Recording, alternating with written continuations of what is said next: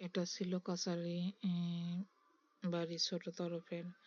এতক্ষণ আপনাদের দেখালাম ওটা পেছনের অংশ ছিল। এখানে ছোট তরফের জমিদার বিভিন্ন ধরনের বিচার আচার করতেন, দেখতেই পাচ্ছেন।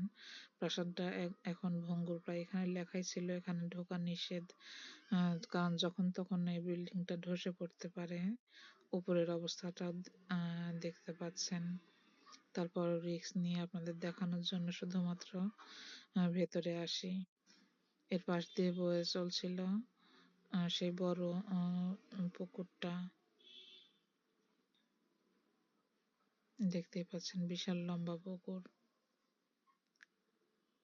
এখানে ছিল অনেকগুলো রুম। এখানে কয়েদিদের আটকে রাখা হতো।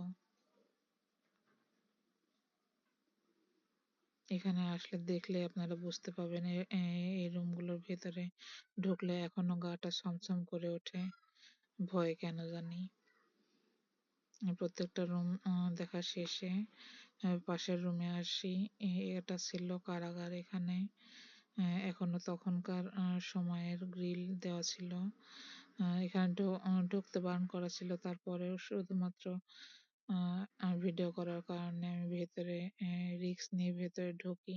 দেখতেই পাচ্ছেন প্রত্যেকটা দেওয়াল আহ, আহ, ভেঙে নষ্ট হয়ে গেছে, যখন তখন এটা ধসে পড়তে পারে। এর পাশেই ছিল আরেকটি কারাগার। এটা বন্ধ ছিল, যার কারণে ভেতরে আমি দেখতে পাইনি। তারপরেও বাইরে থেকে যতটুকু দেখানো যায় একটু দেখিয়ে দিচ্ছি। প্রত্যেকটা কারাগারের ভেতরেই উপরে থেকে সূর্যের আলো আসতো। তখনকার আমলে নির্মাণ করা হয়েছে। তারপরে অসাধারণ কাজ ছিল যে ভেতরে অন্ধকারের মাঝেও উপর থেকে একটু বাইরের আলো দেখা যায়, সেই সিস্টেমে তৈরি করা হয়েছিল। কাছারি বাড়ি এবং কারাগার ভবন দেখার শেষে বের হয়ে আসি। দেখতে পাচ্ছেন এটা ছিল সেই কাছারি ভবন। এখানে তেমন লোক এখন অব্দি যাওয়া আসা করে না, শুধুমাত্র যারা বাহির থেকে আসেন তারাই শুধুমাত্র এদিকে দেখতে আসেন।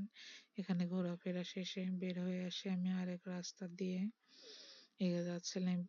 এটা ছিল ছোট তরফের পুকুর। যে পুকুরটা ছোট তরফের প্রাসাদের সামনে থেকে দেখা যেত। আমি আবারও দেখিয়ে দিচ্ছি, দূরে এই প্রাসাদটা ছিল ছোট তরফের প্রাসাদ।